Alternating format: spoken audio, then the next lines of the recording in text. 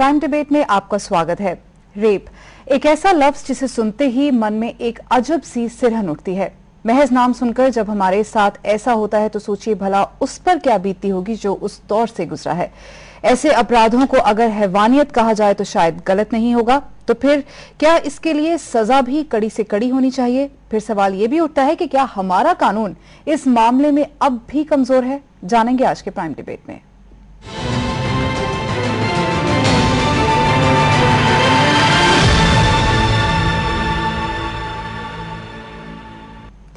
उत्तर प्रदेश में एक के बाद एक रेप की वारदातों ने पूरे देश को हिलाकर रख दिया है। अब वहां की मुख्यमंत्री ऐसे अपराधों पर लगाम लगाने के लिए कानून में फेरबदल की बात कर रही हैं।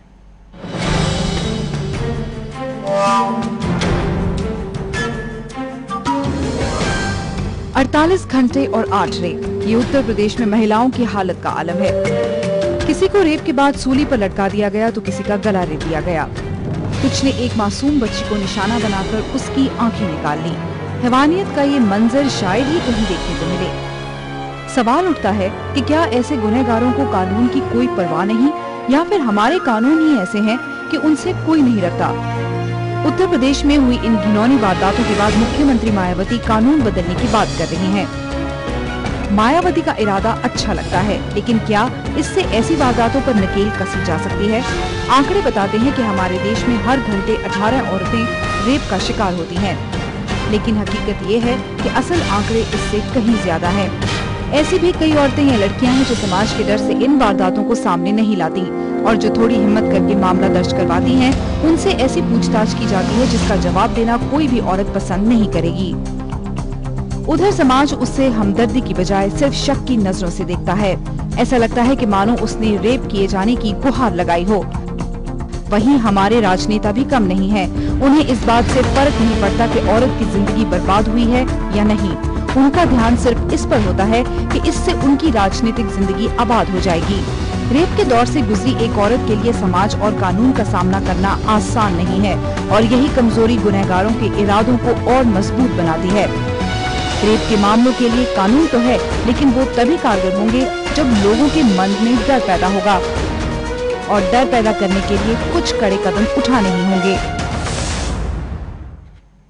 इस मुद्दे पर बातचीत करने के लिए हमारे साथ स्टूडियो में मौजूद है हेमंत कुमार, जो एक वकील हैं, शेरी सब्बरवाल, जो एक सोशियोलॉजिस्ट हैं, हेमंत गोस्वामी, जो एक सामाजिक कार्यकर्ता है, और एसके खोसला, जो रिटायर हो चुके एक सरकारी कर्मचारी है। आप सबका स्टूडियो में बहुत बहुत स्वागत है।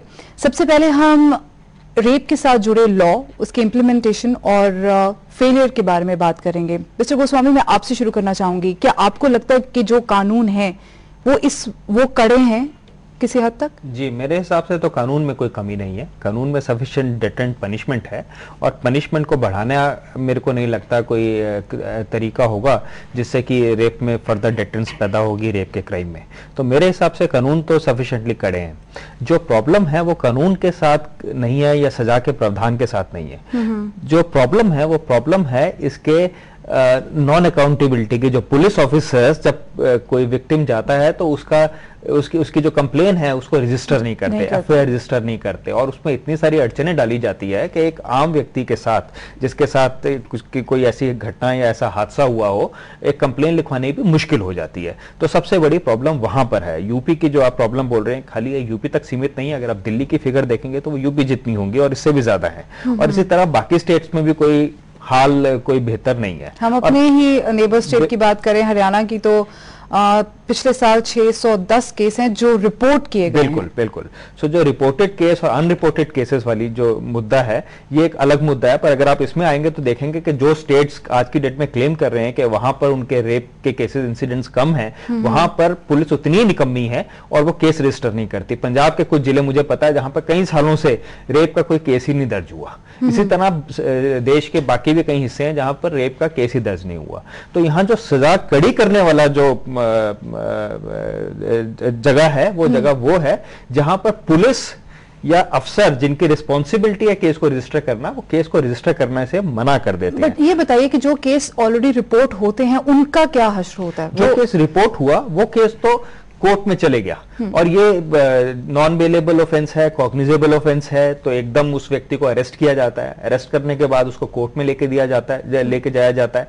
वहां पर फिर उसके जब एक बार कोर्ट के दायरे में पहुंच गया तो वहां पर जज साहब की मर्जी है कि वो उसको बेल देना चाहे नहीं देना चाहे। जनरली बेल नहीं दी जाती है आराम से, और उसके बाद उस पर ट्रायल चलता है। तो जब एक बार कोर्ट रिपोर्ट हो गया और वो व्यक्ति कोर्ट में पहुंच गया तो उसके बाद तो न्याय प्रक्रिया का एक हिस्सा बन गया। वहां पर जो जुडिशियल प्रोसेस है वो फॉलो किया जाएगा।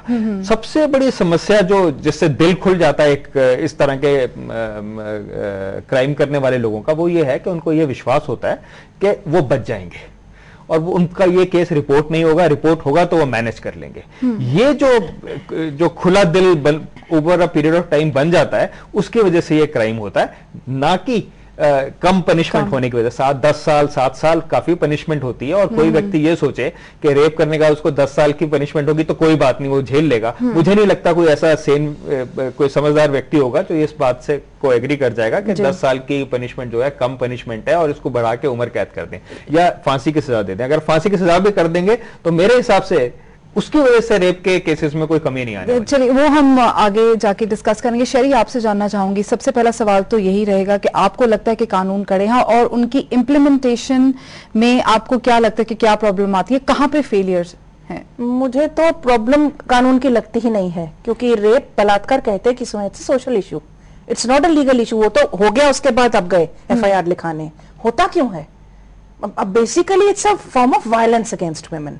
तो अगर आपको इस मुद्दे को डील करना तो सबसे पहले एज वायलेंस अगेंस्ट वुमेन लेके चलिए और फिर उसको प्रिवेंटिव करिए। उसके लिए जो चीजें करनी है, हो गया उसके बाद ये किया या वो किया, उससे ऐसी से क्या फर्क पड़ता है? अकाउंटेबिलिटी हो जाए, अच्छी बात है, लेकिन हो ही क्यों ऐसी चीज?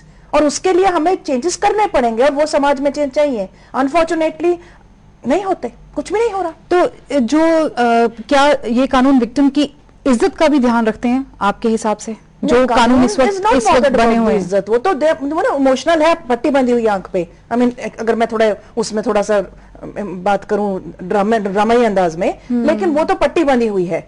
I am not saying they don't care about the women, लेकिन उनका पहला पर्पस ये नहीं है कि औरत की इज्जत का ख्याल रखा जाए। क्योंकि कानून बनाने वाले और चलाने वाले भी तो हम ही है ना।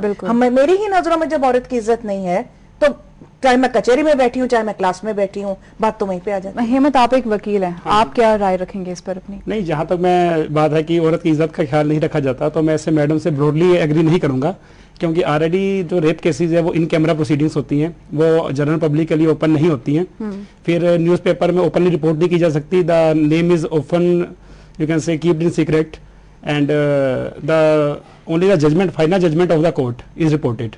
तो जहां तक मेडिकल एग्जामिनेशन की बात है रेप विक्टिम्स की, तो earlier it used to be a finger test which was termed as more uncivilized and inhuman, and the present health minister Ghulam Nabi Azad recently passed order that there should not be any finger test to examine the veracity of the charges which a woman brings towards the offender.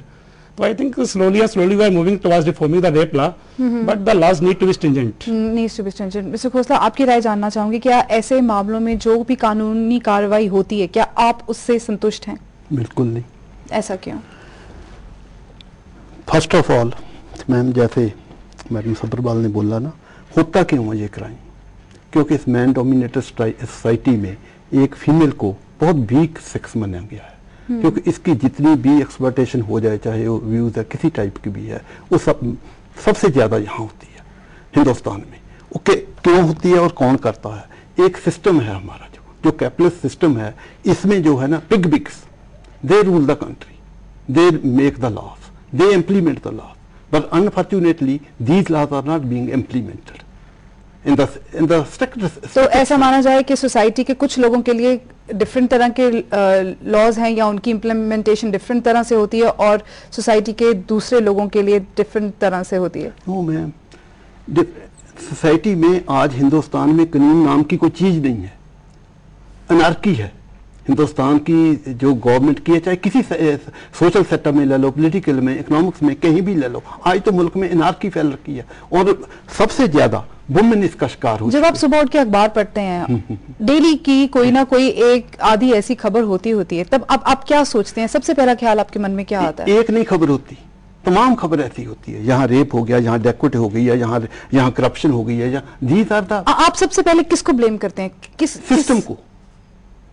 सबसे माड़ा system जो है capitalist system है, that is अक्यूजेबल system जो है ना। और system किसके हाथ में है? बिग बिग्स के हाथ में। अभी कभी आपने भी देखा होगा, कभी ये छोटे लोग बहुत रेयरेस्ट ऑफ रेयर है, जो गैंग्स हैं ना, जो बिग बिग्स की गैंग है, पॉलिटिकल एमएलए या ब्यूरोक्रेट्स, ये लोग हैं जो अपने हफ्स का शिकार वुमेन को मना रहे हैं। और कानून है नहीं, कहीं नहीं है। आपने देखा कभी कहीं किसी को सजा, कभी रेयरेस्ट ऑफ रेयर सजा मिलती है, कभी किसी को, फिर भी वो आज किसी डिस्ट्रिक्ट कोर्ट ने, डिस्ट्रिक्ट एंड सेशन कोर्ट जिसके परव्यू में आता है ये केस, कभी दे दी उसने, मान ला आज दे दी, और उसके बाद हाई कोर्ट है, सुप्रीम कोर्ट है, ऐसे जैसे कम्परसम प्रोसीजर।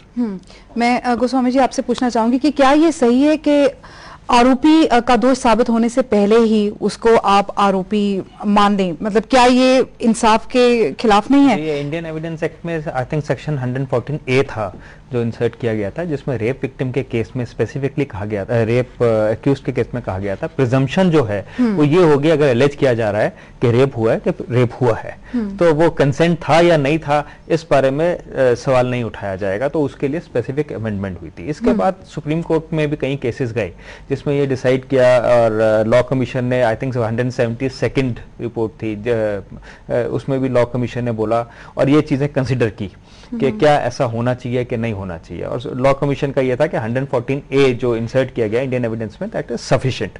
जबकि नेचुरल जस्टिस ये कहता है कि you are innocent till proven. बिल्कुल ठीक है, पर यहाँ पर अब जैसे मैं कहूंगा ये दिस इज ओवर एंथुसियाज्म कि आप जबरदस्त, आप ज्यादा इंथुसियास्टिक हैं, आपको लगता है बहुत हीनियस क्राइम है तो इसमें और स्ट्रिंजेंट लॉ होने चाहिए, पर स्ट्रिंजेंट लॉ जो है वो हेल्प नहीं करते। कई बार आप ज्यादा स्ट्रिंजेंट लॉ करते हैं दैट वर्क अगेंस्ट यू, और वो जरूरी नहीं है कि उससे क्या justice, it will help justice, it will rather retard the process of justice. Many time that happens and I think this is what जो आज की डेट में जब लोग मांग रहे हैं कि और ज्यादा स्ट्रिंजेंट क्राइम वो पनिशमेंट होनी चाहिए, दे आर फॉरगेटिंग कि इसका जो कॉज क्या है।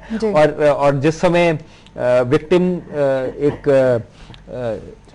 जो विक्टिम है उसको न्याय क्यों नहीं मिल रहा, ये चीज वो नहीं समझ पा रहे। और रिपोर्ट क्यों नहीं होते केसेस, ये भी एक अलग इशू है कि रिपोर्ट क्यों नहीं होते, विक्टिम सामने क्यों नहीं आते, वो आके कंप्लेंट क्यों नहीं लिखवाते। उसके लिए क्या सोशल एक्टिविस्ट भी कुछ ऐसा काम करते हैं कि फैमिलीज को ज्यादा उनको कॉन्फिडेंस मिले कि वो सबसे पहले जाके, कई फैमिलीज ही ऐसी हैं या विक्टिम्स ही ऐसे हैं जो खुद ही नहीं अप्रोच करना चाहते क्योंकि वो एक स्टिग्मा से वो घबराते हैं। सोशल एक्टिविस्ट के पास तो इन्फॉर्मेशन कहाँ पहुंचेगी? और since I work in a small area जो यहाँ हमारा रीजनल पंजाब, हरियाणा, चंडीगढ़ वगैरह हो गया, I know so many people who are working, who doing very good job अपनी अपनी फील्ड में, पर वो लोग, उनका रिसोर्सेज कहाँ है, उनके पास मीन्स कहाँ पर है, और फिर उनको कौन बताएगा कि हमारे साथ रेप हुआ है? सबसे पहली चीज जो है वो एक्सेस टू पुलिस होनी चाहिए। जहाँ आपको एक्सेस टू पुलिस नहीं है, जहाँ आपको पुलिस पर विश्वास नहीं है, यहाँ औरतों को यह विश्वास नहीं है कि अगर रेप की कंप्लेन लगवाने वो पुलिस स्टेशन गए तो पुलिस स्टेशन में उनसे रेप नहीं होगा। मुझे तो लगता है कि जो विक्टिम है वो कई बार सिर्फ उसकी बात बताई हुई उसकी माँ तक ही रह जाती होगी, उससे आगे भी माँ तक भी नहीं आती ना, क्योंकि अब प्रॉब्लम ये हो गई है, क्योंकि this is what patriarchy is all about, कि आप सड़क पे छेड़ के आते हैं किसी से, को बस में छेड़ दिया, किसी ने सड़क पे छेड़ दिया, घर आके बताते नहीं है।